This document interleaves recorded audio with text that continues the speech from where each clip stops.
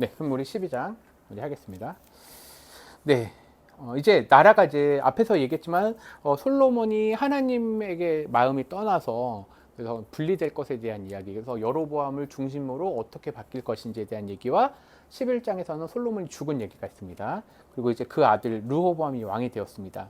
이제 12장 1절부터 르호보암이 세겜으로 갔으니 이는 온 이스라엘이 그를 왕으로 삼고자 하여 세겜에 이르렀습니다. 그래서 세겜은 이제 북쪽과 남쪽의 가운데에 해당되는 곳이에요.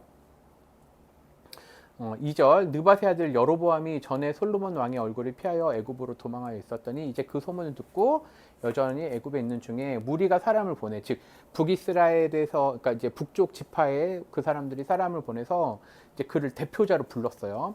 여로보암과 이스라엘의 온 회중이 와서 르호보암에게 말하여 이르되, 왕의 아버지, 즉 이제 솔로몬을 얘기하는 거죠.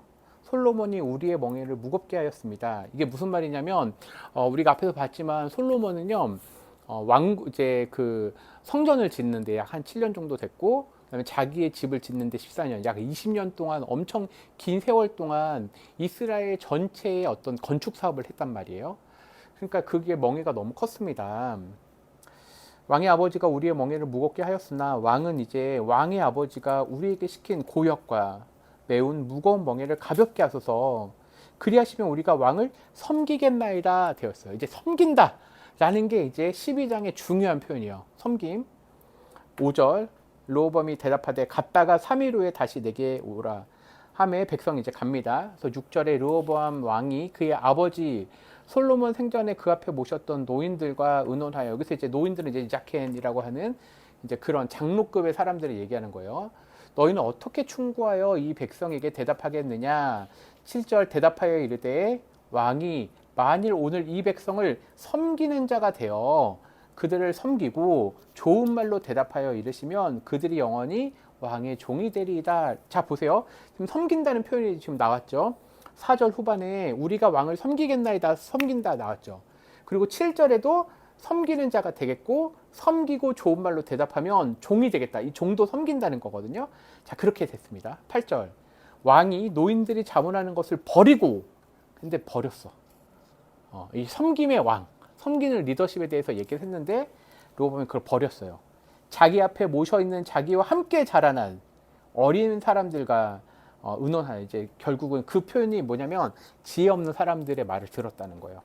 이르되 너희는 어떻게 자문하여 이 백성에게 대답하게 하느냐. 백성이 내게 말하기를 왕의 아버지가 우리에게 매운 멍에를 가볍게 하라 하였느니라. 10절 함께 자라난 소년들. 이 함께 자라는 소년들 어떤 사람들이에요? 자 보세요. 솔로몬 때 솔로몬하고 같이 있었던 사람들은요, 그래도 전쟁을 알았던 사람들이에요. 전쟁을 알고 고생을 했던 사람들이야. 근데 르호보암은 어때요? 솔로몬이 완전히 이제 정복을 다 끝내고 안정된 나라에서 고통 없이 자랐던 사람들이야. 그 사람들이 말하는 건 뭐예요? 이렇게 얘기하는 거예요. 10절 함께 자라난 소년들이 왕께 아뢰 이르되 이 백성들이 왕께 아뢰기를 왕의 부친이 우리의 멍에를 무겁게 하였으나 왕은 우리를 위하여 가볍게 하라 하였은즉 왕은 대답하기를 내 새끼손가락이 내 아버지 허리보다 굵다 라고 표현한 거야. 그러니까 나는 우리 아버지보다 더 세게 너희들한테 할 거야 라고 얘기하는 거예요. 그래서 11절 내 아버지께서 너희에게 무거운 멍에를 매게 하였으나 이제 나는 너희의 멍에를 더욱 무겁게 할지라. 내 아버지는 채찍으로 너희를 징계하였으나 나는 정갈채찍, 이름도 무섭잖아. 정갈채찍으로 너희를 징계하리라 하소서. 3일 만에 여로보암과 모든 백성이 이제 르호보암에게 다시 나왔어요. 이는 왕이 명령하여 이르기를 3일 만에 내게로 다시 오라 하였습니다.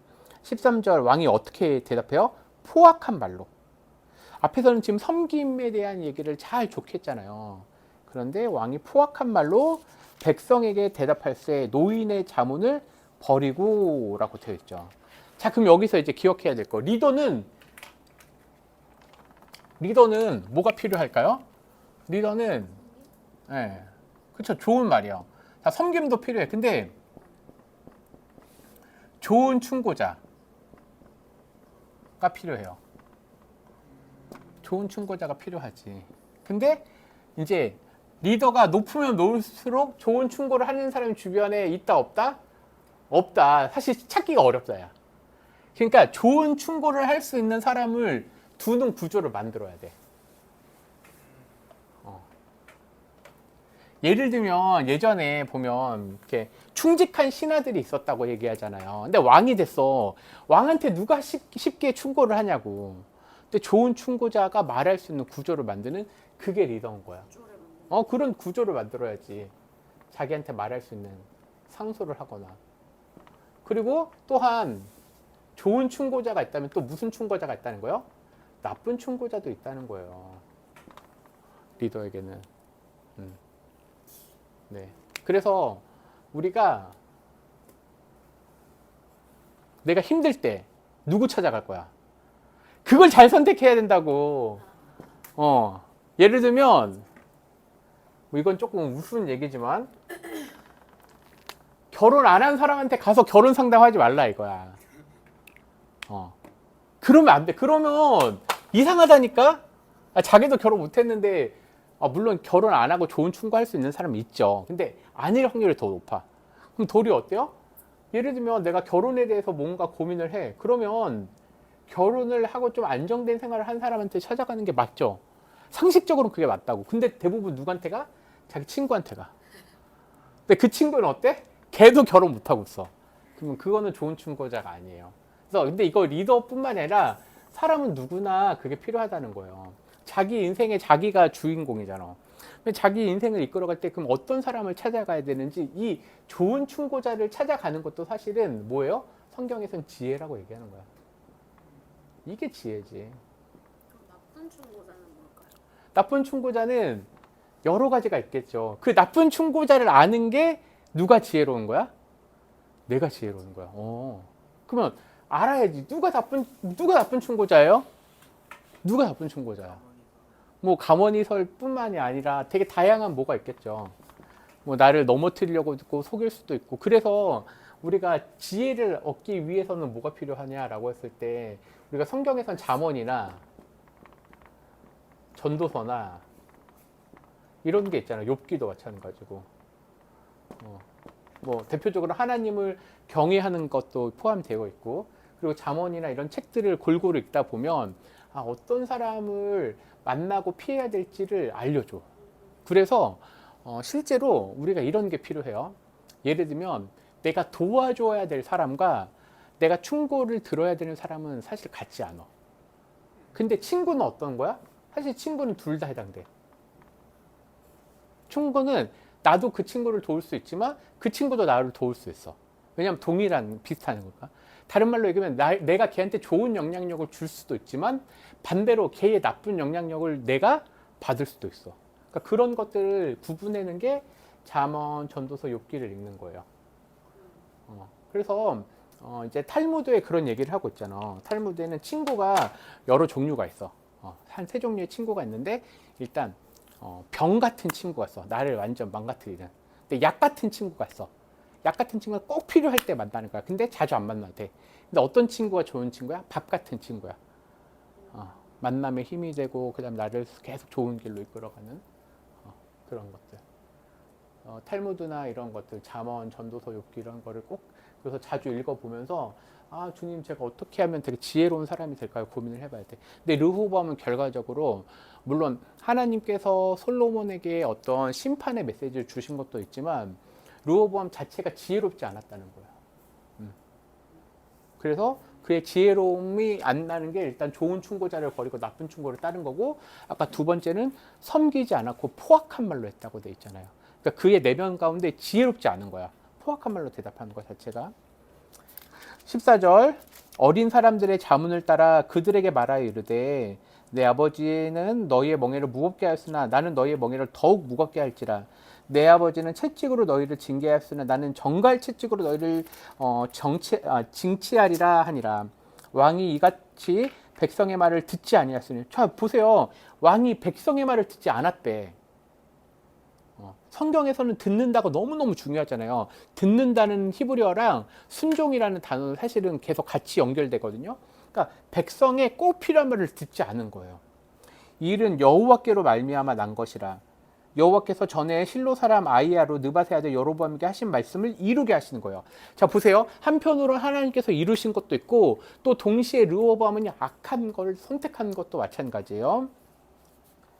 16절 온 이스라엘이 자기들의 말을 왕이 듣지 아니함을 보고 앞에서는 섬긴다라고 했지만 이 뒤에서 뭐가 지금 포인트예요? 듣지 않는다는 거예요. 르호보암이 듣지 않았어요. 르호보암이 지혜롭지 않은 건 듣지 않았다는 거야. 자기의 말을 듣지 아니함을 보고 왕에게 대답하여 이르되 우리가 다윗과 무슨 관계가 있느냐 이새의 아들에게 받을 유산들이 없도다. 그러니까 다윗을 따를 필요 즉 유다 자손을 따를 필요가 없다는 거예요. 이스라엘아 너희의 장막으로 돌아가라. 다윗이여 이제 너는 내 집이나 돌아보라 하고 즉 유다 집 하나 돌아보라 하고 이스라엘이 그 장막으로 돌아가니라. 이거는 이제 손절한 거야. 17절 그러나 유다 성읍들에 사는 이스라엘 자손에게는 르호보암이 그들의 왕이 되었더라. 그래서 이스라엘 여기서 유다 성읍이라고 하는 건 이제 유다 지파랑 나중에 이제 베냐민 지파까지 포함되는 얘기가 이제 나중에 나올 거예요. 18절 르호보암 왕이 역군의 감독, 이 이제 역사를 하는 즉 건물이나 건축하는 이 감독 아도람을 보냈더니 온 이스라엘이 그를 돌로 쳐 죽였어요. 그러니까 왕한테 분노한 거예요. 르호보암 왕이 급히 수레에 올라 예루살렘으로 도망하였더라. 19절 이에 이스라엘이 다윗의 집을 배반하여 오늘까지 이르렀더라. 20절 온 이스라엘이 여로보암이 돌아왔다함을 듣고 사람을 보내 그를 공회로 청하여 온 이스라엘 왕으로 삼았으니 공회라고 하는 건 이제 이스라엘 각 지파의 장로들 이런 사람들이 모여서 그걸 공회라고 얘기하는 거예요. 공적인 회의를 통해서 온 이스라엘의 왕, 즉 북이스라엘의 왕으로 삼았으니 유다 지파 외에는 다윗을 집을 따르는 자가 없었어. 21절 르호보암이 예루살렘에 이르러 유다 온 족속과 베냐민 지파를 모으니 자 보세요. 앞에서는 유다 지파만 얘기했는데 21절에 전쟁을 일으키려고 하니까 누가 붙어요? 베냐민 지파가 붙어요. 그래서 제가 얘기하는 거예요. 밑에는 유다 지파 안에 베냐민 지파. 왜냐하면 베냐민 지파가 숫자가 너무 적었거든. 근데 왜 적었냐? 이제 사사기로 보면 나중에 알겠지만 사사기 후반에 가면 베냐민 남자들이 엄청나게 죽어. 그래가지고 이제 베냐민 지파가 있지만 없는 것처럼 다루는 거예요. 그래서 유다 지파와 베냐민 지파를 모으니까 18만 명이라. 이스라엘 족속과 싸워 나라를 회복하여 솔로몬의 아들 르호보암에게 돌리려 하더니 자 그런데 어떻게 해요? 하나님 말씀이 이제 임하는 거예요. 22절 하나님의 말씀이 하나님의 사람 스마에게 임하여 이르시되 지금 누구끼리 싸우는 거예요? 내부적으로 같은 종족이 싸우려고 하니까 하나님 그걸 말리시는 거죠. 23절 솔로몬의 아들 유다 왕 르호보암과 유다와 베냐민 온 족속과 또 그 남은 열 지파 백성에게 말하여 이르기를 24절 여호와의 말씀이 너희는 올라가지 말라 너희 형제 이스라엘 자손과 싸우지 말고 너희 형제라고 돼 있잖아요. 각기 집으로 돌아가라 이 일이 나로 말미암아 난 것이라 하셨다라. 즉 하나님께서 이렇게 하셨다라고 하기 때문에 남쪽 유다 지파 두 지파와 북쪽 열 지파가 다 싸우지 말라고 하신 죄로 그들이 여호와의 말씀을 듣고 여기서 듣고라는 단어가 또 나오잖아요. 그 말씀을 따라 돌아갔더라. 그런데 여기까지면 딱 끝이면 너무 깔끔한데 여로보암이 악한 길을 열어요. 그래서 성경에 보면 열왕기 상하에 보면 이렇게 돼 있어요. 다윗의 길을 따랐느냐 여로보암의 길을 따랐느냐. 여기서 여로보암은 이 여로보암을 얘기하는 거예요. 북이스라엘은 두 여로보암이 나와요. 근데 이 초대 여로보암을 여로보암 1세라고 얘기하는데 여로보암 1세가 어떤 거예요? 북쪽 이스라엘의 우상의 길을 열어버린 거예요. 어떻게 열었느냐 한번 보겠습니다. 25절 여로보암이 에브라임 산지에 세겜을 건축하고 거기서 살며 아까 세겜 나왔잖아요. 사실 이게 지명을 외우면 좋긴 한데 자 우리가 좀 있으면 이제 3시가 돼요. 몇 시요? 자 3시에 예배를 회복하는 거야. 네? 말도 안 되는 얘기지만 한번 해보겠습니다.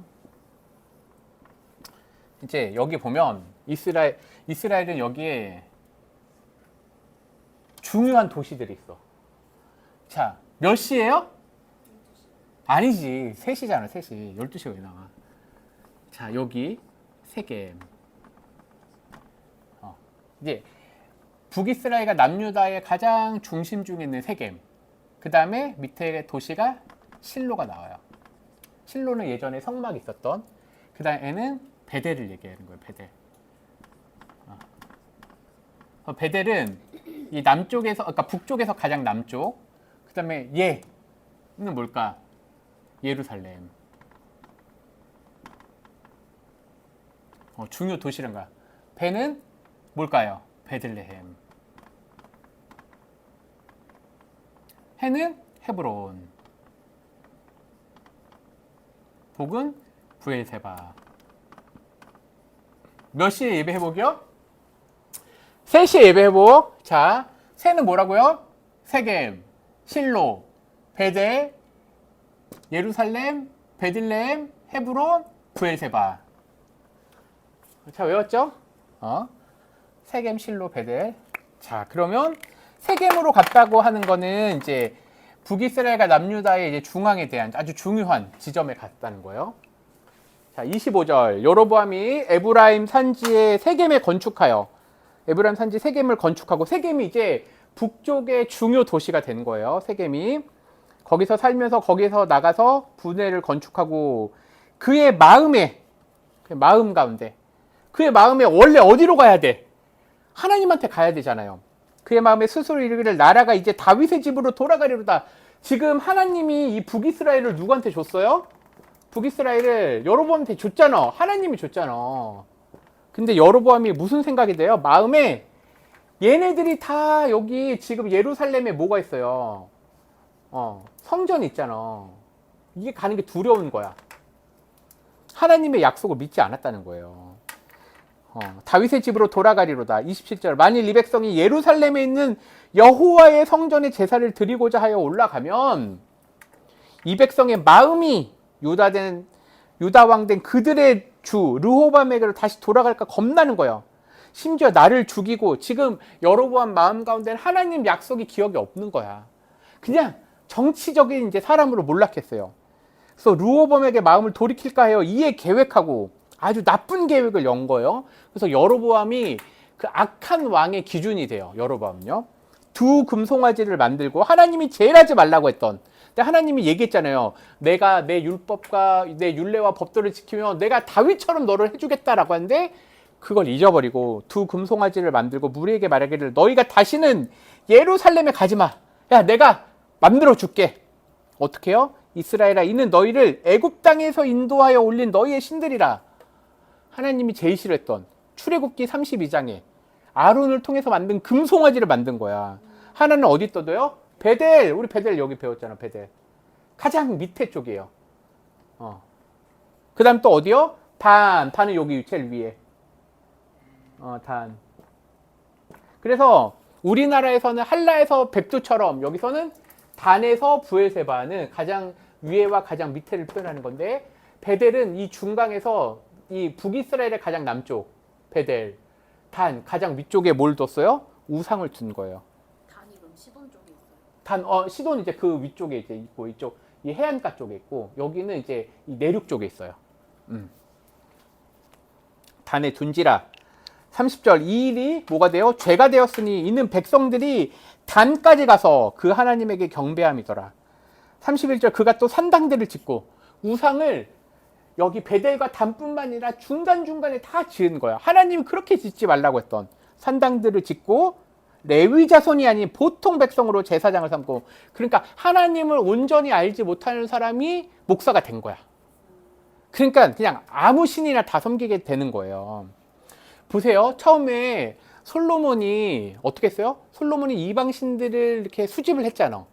그리고 끝날 줄 알았어. 근데 여로보암 때 되니까 더 크게 금송아지를 만들고, 그 다음에 아무나 산당도 짓고, 그러니까 이 옆에 있는 온갖 잡신을 다 섬기게 되는 나라로 전락하게 되는 거예요. 32절. 8째 달 곧 그 달 15째 날로 절기를 정하여. 하나님이 정하신 날도 아니야. 자기가 마음대로 정한 거야.